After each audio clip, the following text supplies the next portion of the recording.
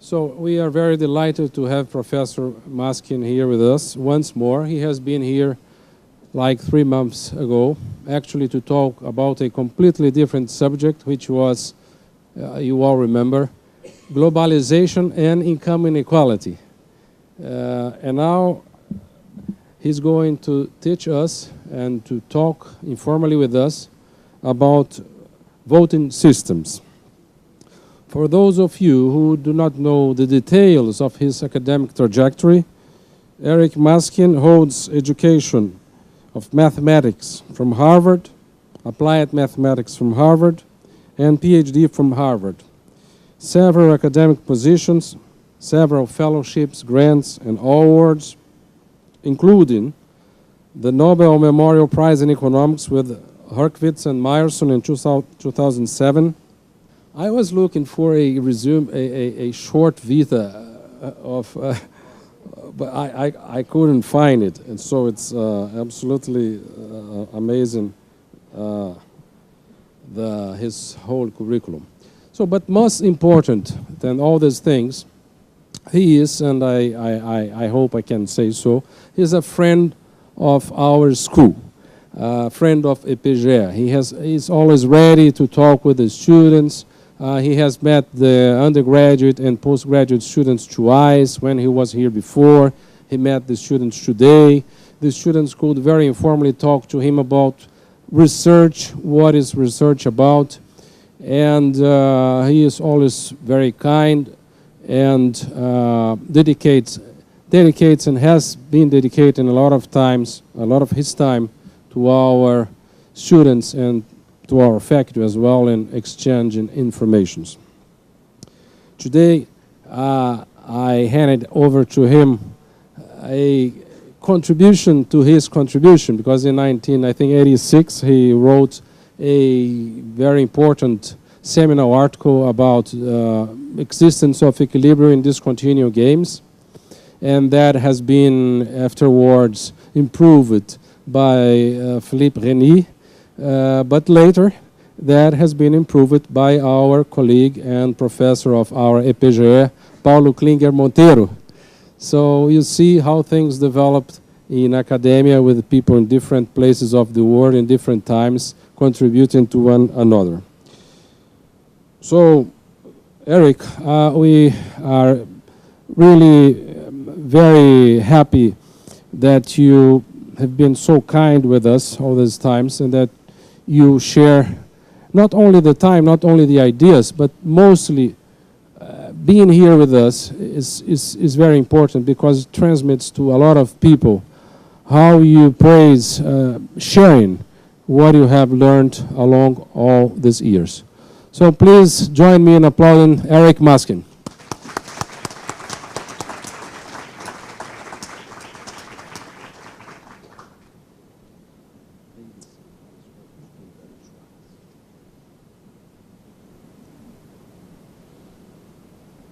So thank you very much, Rubens, for that lovely introduction.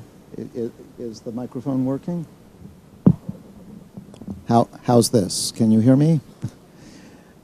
It's very nice to be back in Rio and at the graduate school.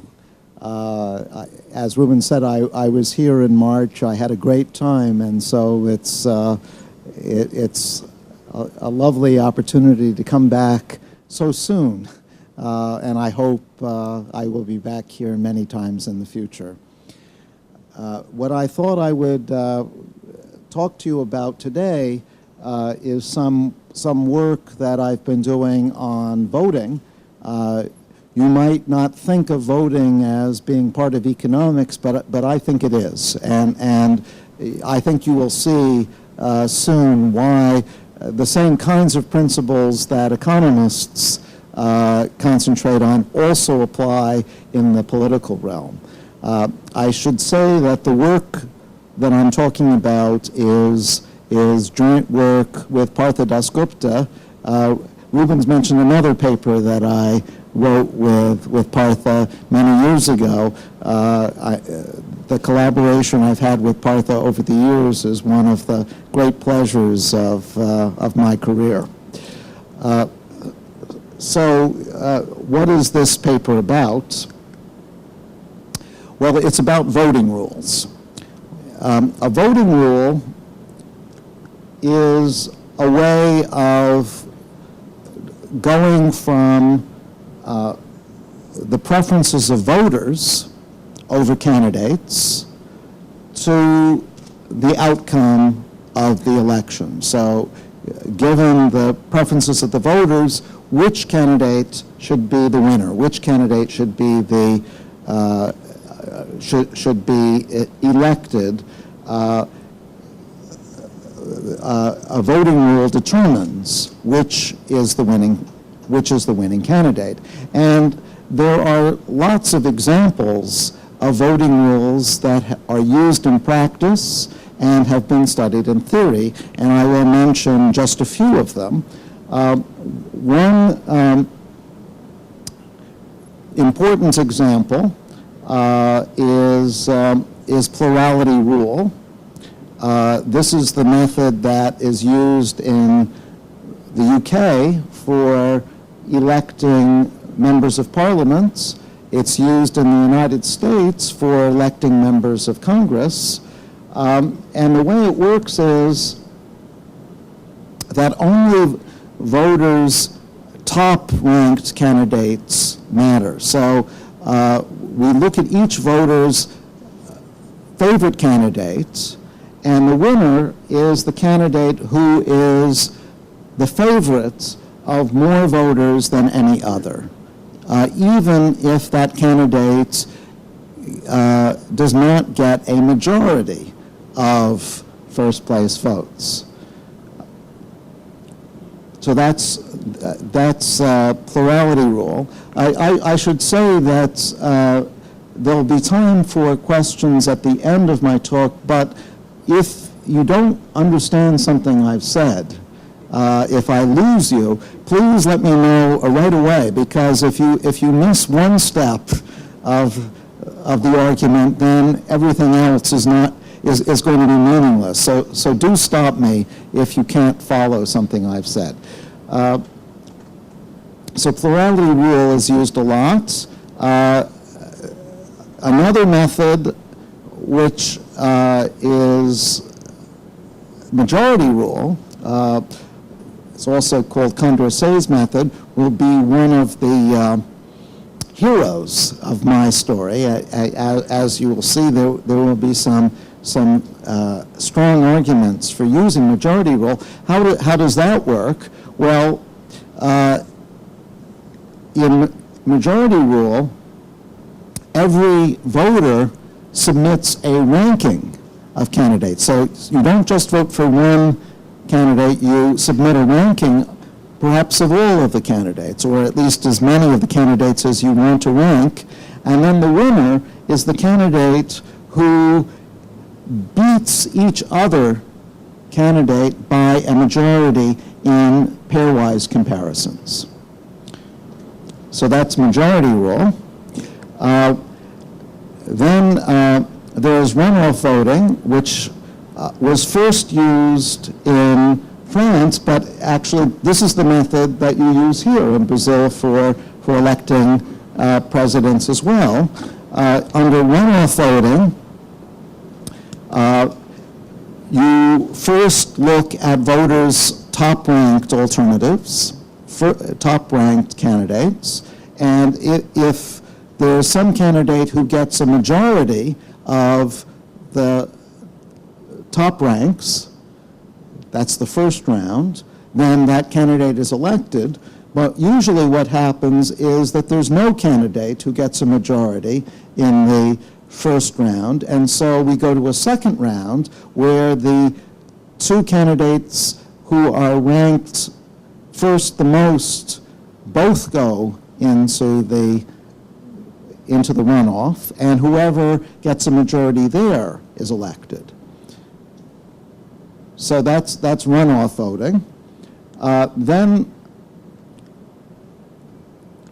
Then there's what's called rank order voting, or the Borda count.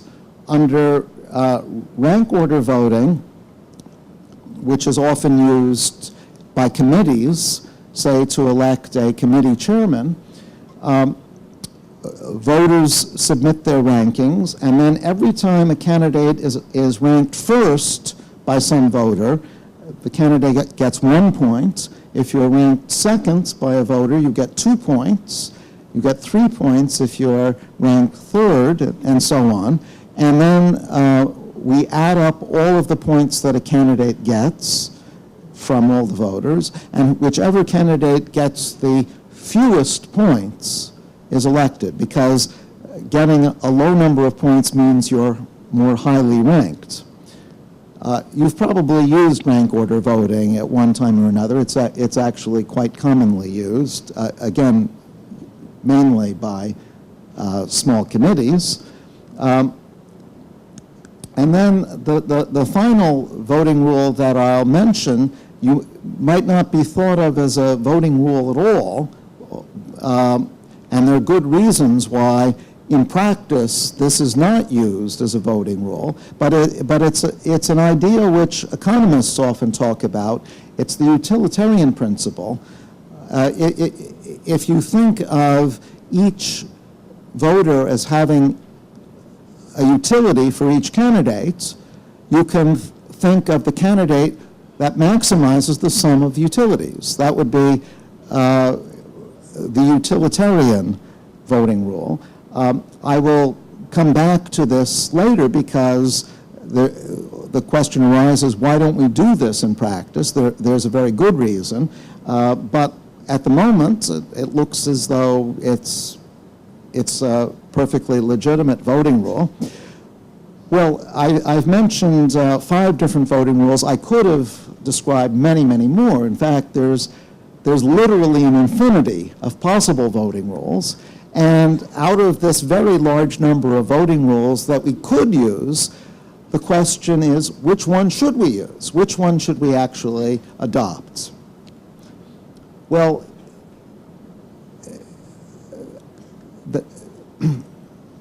as a voting theorist, I claim that the answer to that question depends on what you want a voting rule to accomplish. So one way to try to answer the big question, what voting rule should you adopt, is to break it down into the question of what would we like a voting rule to do for us? What properties would we like it to satisfy? And there are some standard properties that any good voting rule should satisfy. And then we can ask which voting rules best satisfy those criteria. And that's how I would like to proceed this afternoon. Well, one important criterion, one important property we would like a voting rule to have is what's called non-manipulability. My title this afternoon is Elections and Non-Strategic Voting. Elections and Strategic Voting. Non-manipulability is the opposite of strategic voting, where voters don't vote strategically. In other words, voters, if the voting rule is non-manipulable, voters will not have an incentive to misrepresent their preferences. They will not have an incentive to vote strategically. Now, why do we think that this is a good idea, non-manipulability? I think there are at least 2 reasons why non-manipulability is important. The first is that if we have a voting rule which satisfies all of the properties we want of a voting rule, except non-manipulability, then, in fact, voters will not be submitting their true preferences. They will be submitting some other preferences. And so all of the properties that we thought held for the voting rule will be distorted. If you distort the inputs to a process, the preferences, you're going to distort the output, the winner of the election. So one reason why we want non-manipulability is to make sure that we're actually implementing the voting rule that we thought we were implementing, so that we don't get distortion of preferences. But another reason, which I think is just as important, is that strategic voting is hard for voters. If I'm a citizen voting for the president of Brazil, for example, what I will want to do before the election is to spend some time looking at the different candidates, evaluating their positions, looking into their background. It takes a certain investment of time and energy to be a good citizen and to decide for yourself what your ranking of the candidates is. But if a voting rule is manipulable, if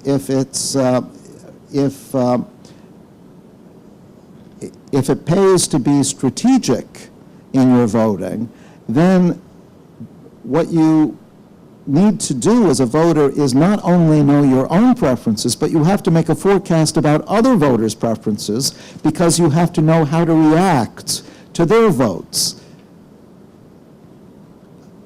So strategic voting means that your decision problem as a voter is much more complicated. You have to anticipate how other voters are going to vote before you can figure out how you should vote, because for example, you don't want to vote for a candidate who has no chance of winning, but you can only calculate that the candidate has no chance of winning once you make some evaluation of how other people are going to vote.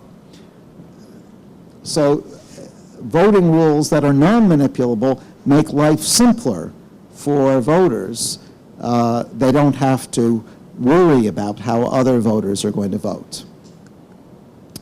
Unfortunately, there is a basic negative result in voting theory called the Gibbard-Satterthwaite theorem.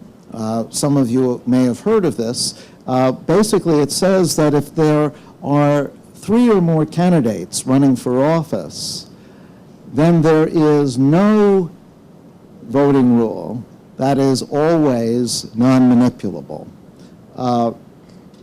except for rules which give all of the power to one voter, so that only one voter determines the outcome. Those are non-manipulable, because the one voter who has power has no reason to distort his preferences, and the other voters have no influence, so they have no reason to distort anyway. But dictatorial rules are not very democratic, and so this is a very negative result. I would argue, though, that it's overly negative. It overstates the gloomy side of the story, and that's because the Gibbard-Satterthwaite theorem insists that a voting rule never be manipulable. But some cases where a voting rule might be manipulable could be very unlikely, and so maybe we don't care about those very much. What it seems to me is the important question is which voting rules are non-manipulable most often? Given that we can't find a voting rule which is always non-manipulable, how close can we come to the goal of non-manipulability? That seems to me the natural follow-up question, and that's what we try to answer in this paper, that question.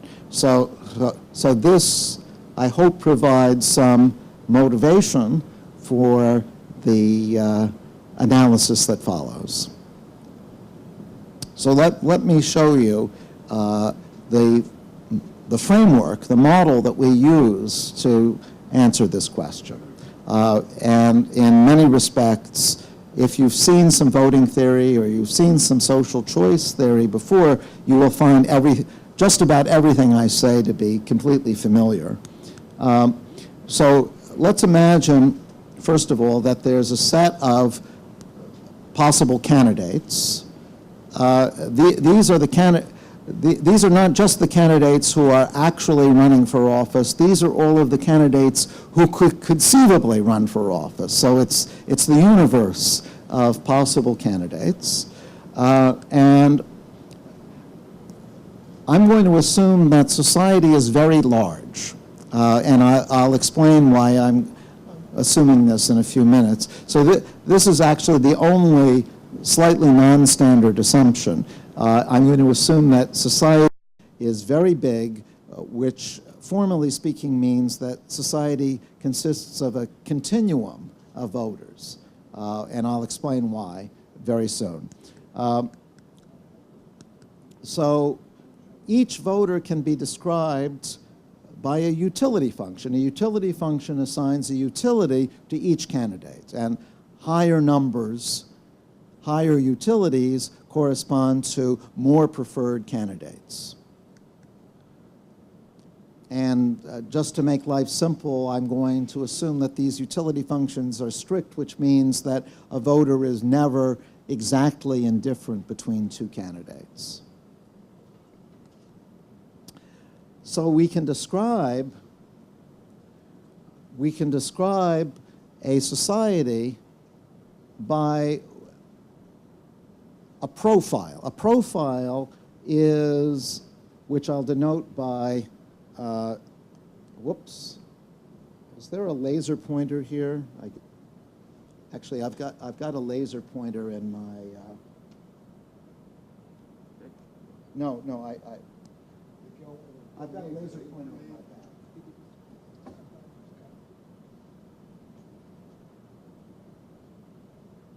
Oh, this one, okay. Back here. So U box. So the box is a dummy variable to represent all of the voters I. So U box specifies a utility function for each voter. So U box is what I'll call a profile. It's a description of all of the voters' utility functions. And now a voting rule is a way of going from a profile, a description of voters' utilities, to a winner. But the winner will depend, first of all, on the set of candidates who are actually running. So I said that capital X is the set of all candidates who could conceivably run. The candidates who actually are running are this set Y. So we'll call that the ballot, the candidates who actually appear on the ballot. And a voting rule chooses a winner from the ballots depending on the voters' utility functions and of course, the ballots. So F is the winning candidate or the optimal candidates. Now, what I've said is not quite right, because under all of the voting rules that I described, there could be a tie. If we were using plurality rule, for example, under plurality rule, we choose the candidate who gets the most first-place votes. But there may not be a unique candidate who gets the most first-place votes. There could be a tie. The point is that in a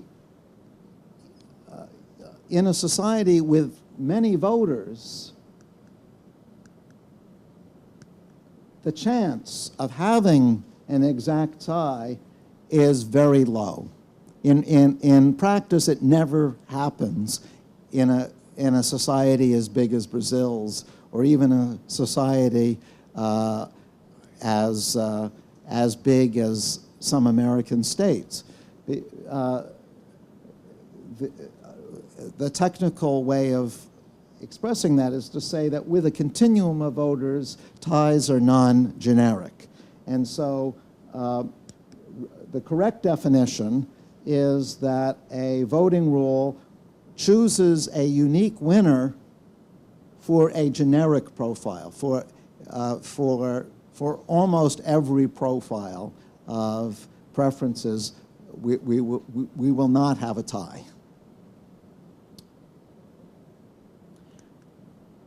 Okay, so given this model, I can now formally define all of the voting rules that I discussed. I'm not going to go through those formal definitions because I think my informal description suffices. But if anyone is interested in any of this mathematics later on, I'd be happy to go back to it. What I would like to discuss, though, are I said that the way to decide on which voting rule to use is to first decide what you want out of a voting rule, to decide what properties or what axioms you want the voting rule to satisfy. Well, let's go through some of those properties. I think, again, if you're an economist, you will be familiar with most of these already. So one idea, it's called the Pareto property, is very simple, very intuitive. It just says that if everybody prefers candidate X to candidate Y, and candidate X is on the ballots, then we shouldn't elect Y.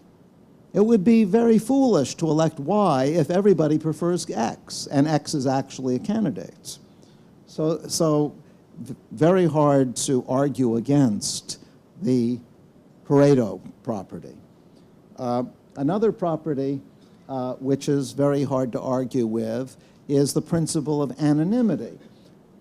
Formally speaking, what anonymity says is that if we have a profile and now we give voter I's preferences to voter J, and we give voter J's preferences to voter K, and so on. In other words, we do a permutation of preferences. We should still get the same winner because the distribution of votes is the same. We've just changed which voter has which vote. But if a system is anonymous, it shouldn't matter what the names of the voters are. All that should matter are the votes. That's what anonymity says. And again, in a democratic society, it's very hard to argue that some voters should count for more than other voters.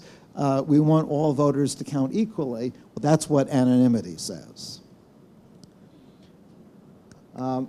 And you can see the formal definition, but the formal definition, well, the formal definition looks more complicated than its actual conceptual meaning. Well, just as we want a voting rule to treat all candidates equally, we also, all voters equally. We want the voting rule to treat all candidates equally, and that's what this next property, neutrality, says. Neutrality says that if we hold an election, and now we permute the names of the candidates. So we give candidate I's name to candidate J, and we give J's name to candidate K, and so on. What we should do is to permute the name of the winning candidate in the same way. So if I was the winner before, but we've given I's name to J, now J should be the winner. All this is saying is that all candidates should be on an equal footing. So candidates are treated symmetrically.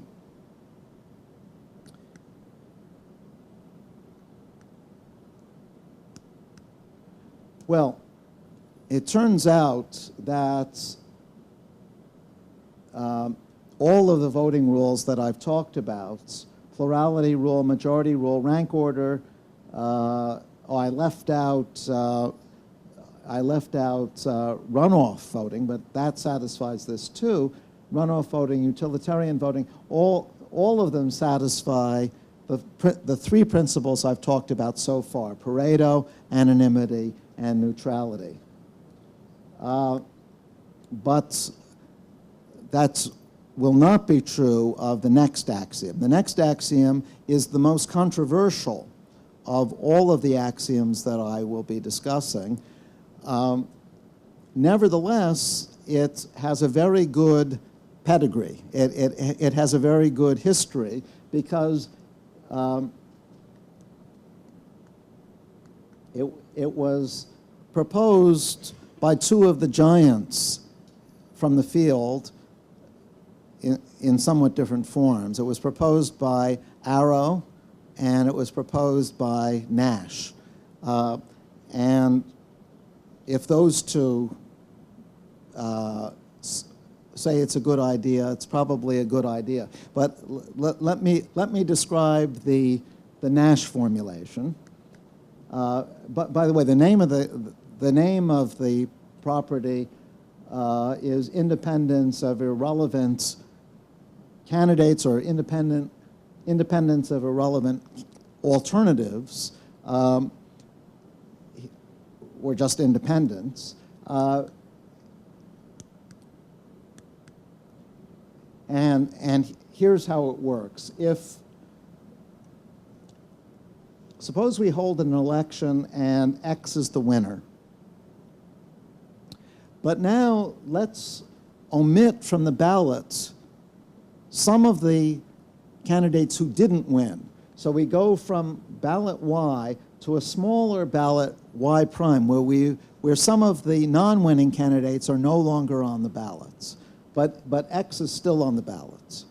Well, if X won on the big ballots, X should win on the smaller ballot. That's what independence of irrelevant candidates says. The irrelevant candidates, the candidates who didn't win, shouldn't change the outcome by dropping out.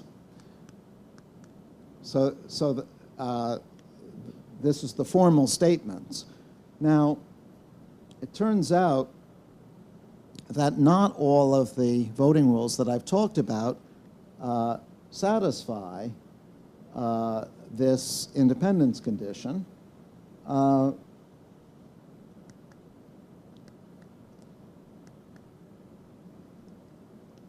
And in particular, plurality rule, which is used in the United States, fails to satisfy independence, and runoff voting, which is used in France, fails to satisfy the independence condition. And we saw two spectacular failures of independence in recent elections in the United States and France. Most of you are probably too young to remember these elections, although they are relatively recent. In the 2000 U.S. presidential election, there were three candidates of interest. There was the candidate who won, George W. Bush.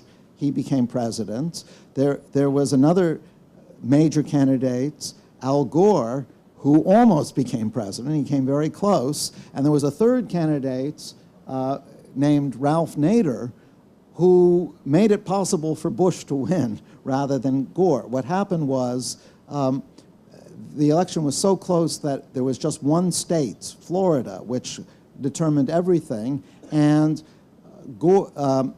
Bush got slightly more votes in Florida than Gore did, so Bush won. But the reason Bush got more votes was that a lot of people in Florida voted for Nader. Almost 100,000 voters in Florida voted for Nader. We know that those voters almost certainly would have voted for Gore had Nader not been on the ballots. And if they had voted for Gore, Gore would have won. So the fact that Gore was, that Nader was on the ballot changed the outcome of the election. That's a violation of independence, a very important violation, because it meant that Nader spoiled the election for Gore. Well, something very similar happened in the 2002 French presidential election. Jean-Marie Le Pen, a candidate from the far rights, spoiled the election for Lionel Jospin. And I won't go into the details there, but if you're interested in that election, it's very interesting as a danger for what might happen in Brazil if you continue to use the current system, which is runoff voting.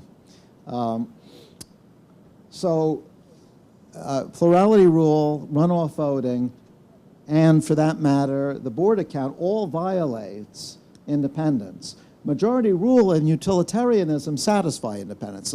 So why does majority rule satisfy independence? If candidate A is the majority winner, that means that candidate A beats each other candidate by a majority. If some of those other candidates drop out, candidate A still beats the remaining candidates by a majority. So majority rule satisfies independence. And utilitarianism satisfies independence because if candidate A maximizes the sum of utilities on a big set, it will also maximize the sum of utilities on a subset.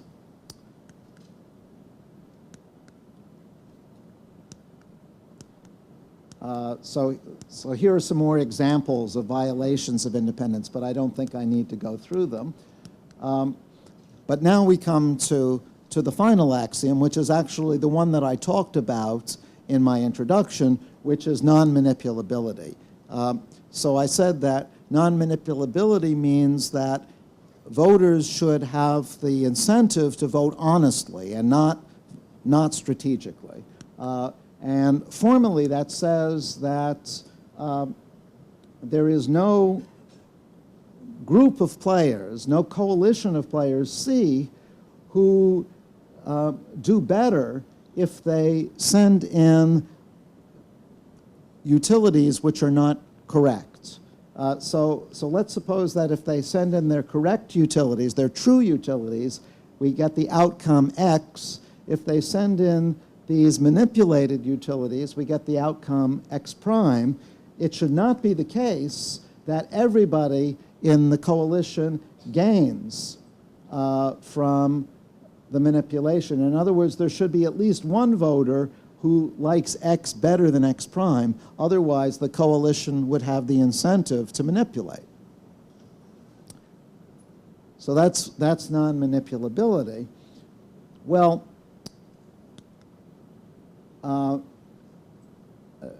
non-manipulability implies that a voting rule should be ordinal. What do I mean by that? I mean that the utility numbers that the utility function assigns don't matter. All that matters is the ranking, the ordinal ranking of candidates.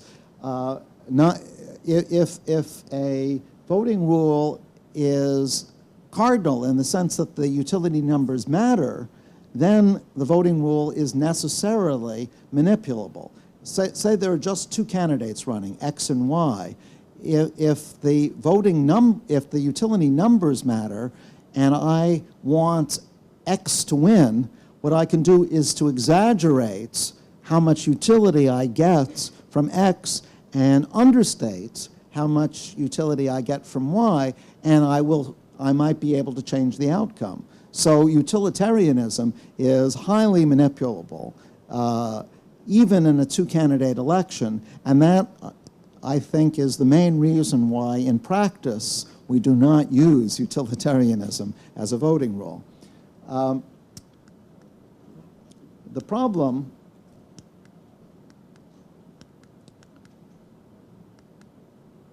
is that majority rule also violates non-manipulability, but majority rule violates non-manipulability in a much more subtle way, and let me explain what I mean.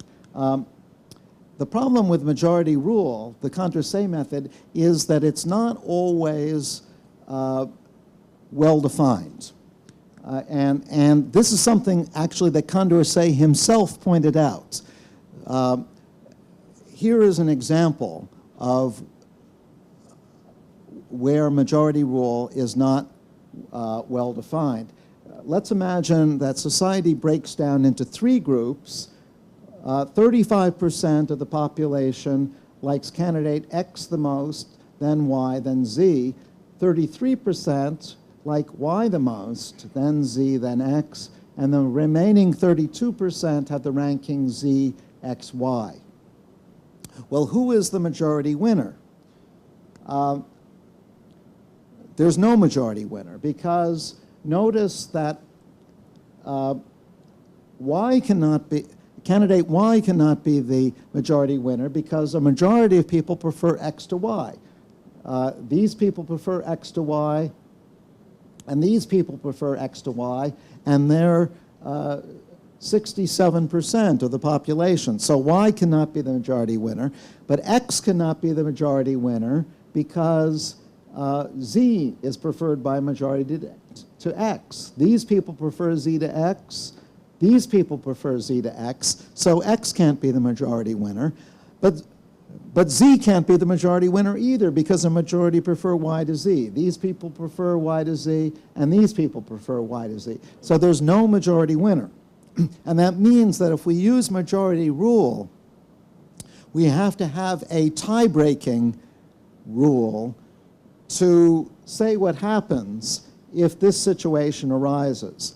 Now, actually, it turns out that this situation is not very likely in practice, at least in political elections. But nevertheless, we have to say what would happen if it occurred.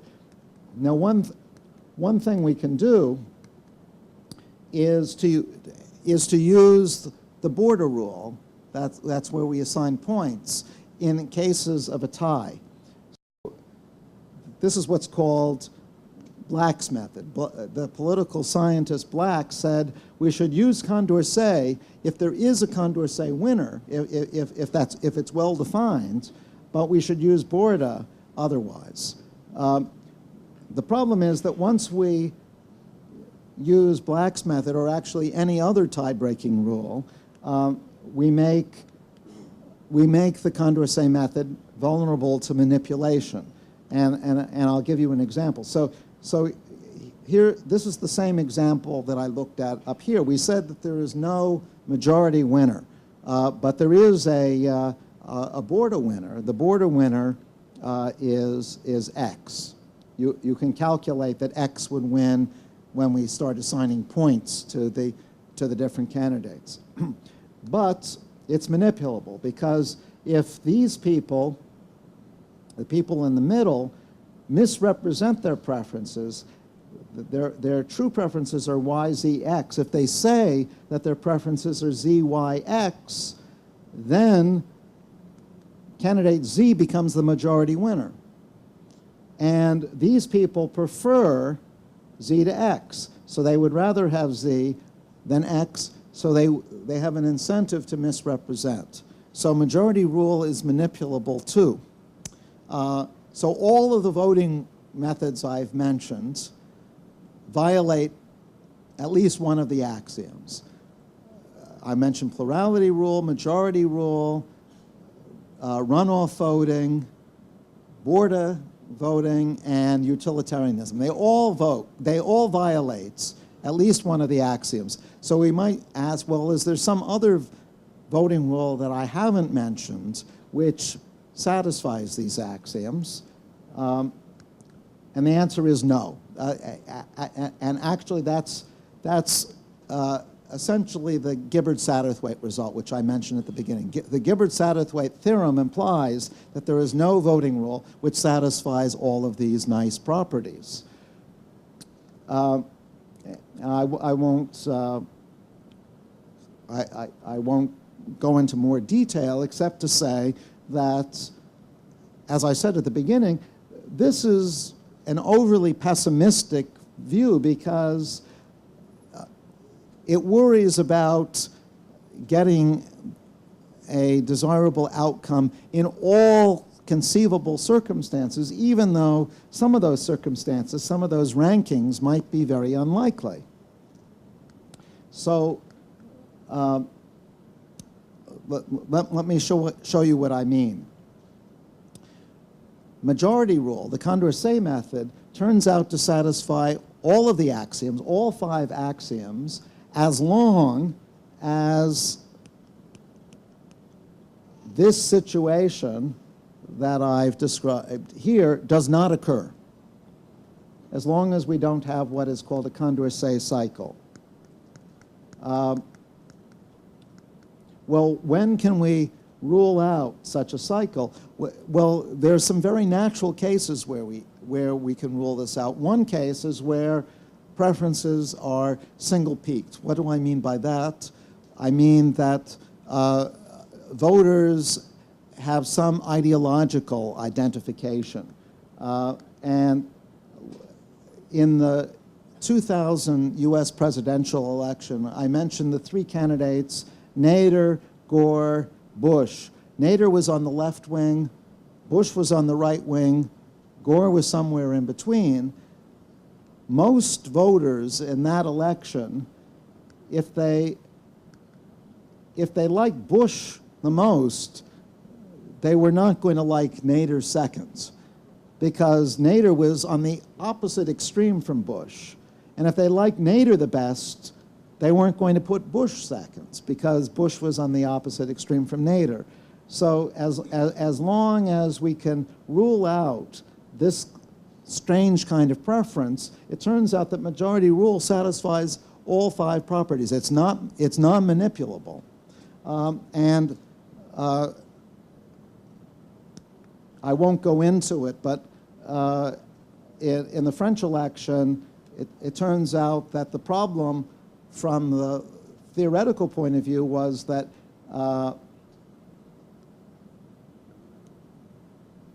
Le Pen was a polarizing candidate. People either loved him or hated him, which was bad from the standpoint of French society, but is actually very good for majority rule. Majority rule satisfies all 5 properties if there's a candidate that people feel strongly about.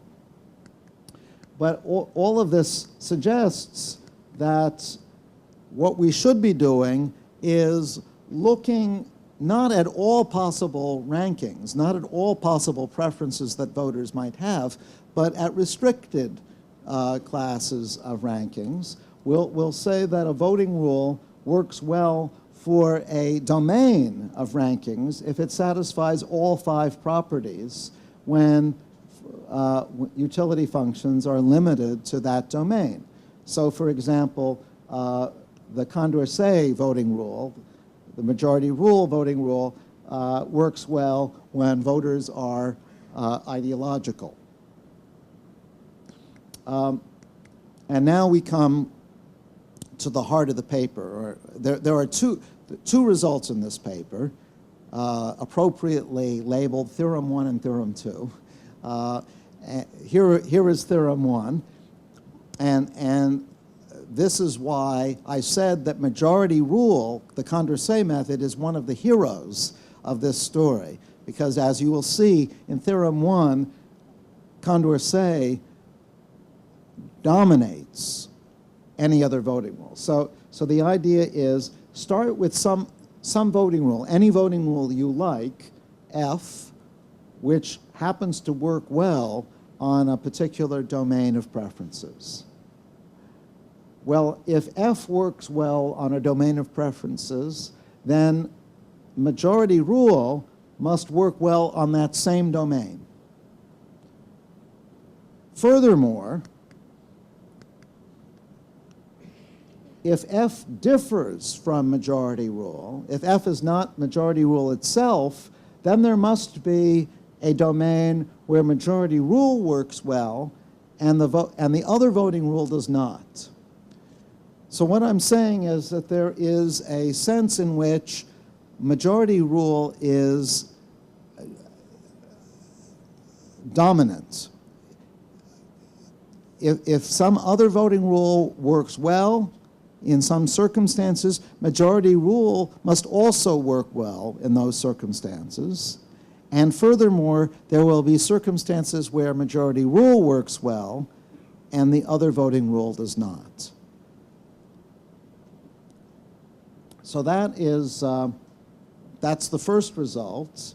And I won't go into the details of the proof, but you can check. Dasgupta and I have a paper from 2008, which establishes this result. What I want to spend the rest of the time on is the case where we drop the independence condition. So I said that independence, which is the requirement that there shouldn't be a spoiler, is the most controversial axiom. It has the backing of Arrow and Nash, which is good, but nevertheless, when voting theorists discuss the axioms that I've talked about, they unanimously agree on the other axioms, but not everyone says that independence is as compelling. And so it's interesting to explore what happens when we drop independence. So that's what I want to do. Well, if we just drop independence, but we look at all possible preferences, then we get an impossibility theorem just as before. This, once again, is the Gibbard-Satterthwaite theorem. So what I propose doing is the same thing that we did for the case where we assume independence, namely to look at limited or restricted classes of preferences. And I already used the term working well, so now I'll use the term working nicely. We'll say that a voting rule works nicely for a domain if it satisfies the remaining four conditions. So that's Pareto, anonymity, neutrality, and non-manipulability. And once again, we get a domination result, but it's actually not exactly the same as the domination result we got in Theorem 1, because now there's another voting rule that emerges, and it's the Borda counts. So Condorcet, it turns out that Condorcet and Borda together dominates all other voting rules. Neither one does so on its own. You need the two together. And let me explain how this theorem works. Let's take any voting rule you like, which works nicely for a particular domain of preferences.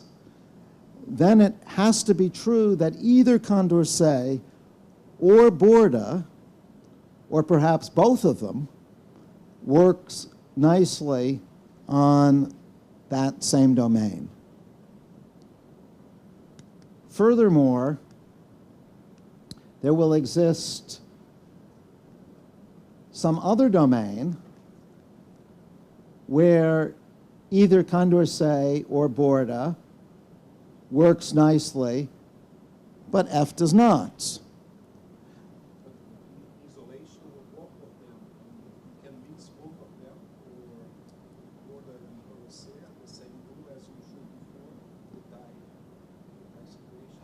No, I'm not mixing them. I'm one or the other is guaranteed to dominate any other voting rule.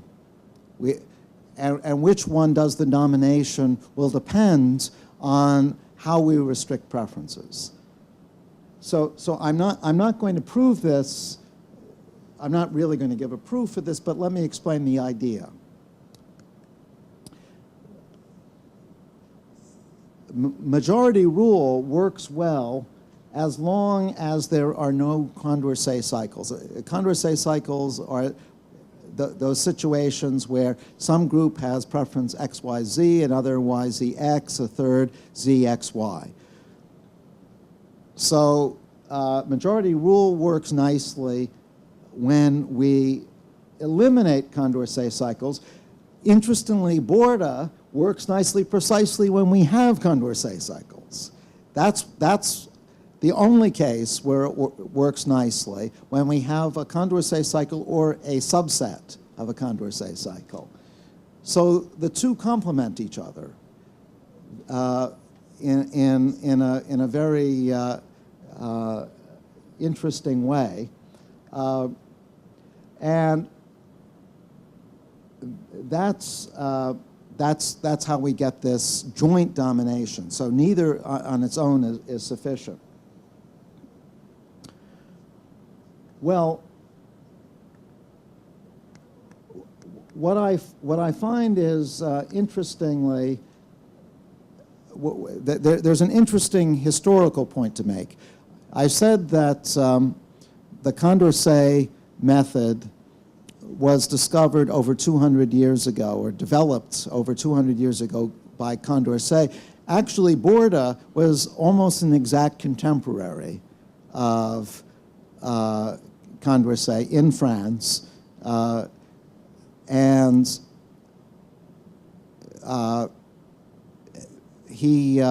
the two knew each other, and they fought over which method was better.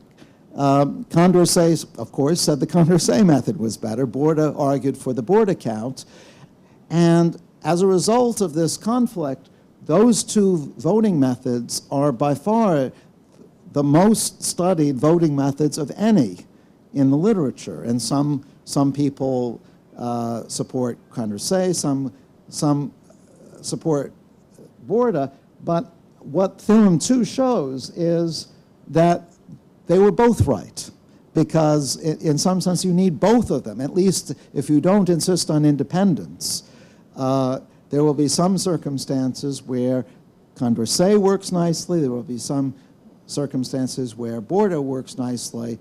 You need both of them to cover all the territory. And with that historical observation, let me thank you for your attention.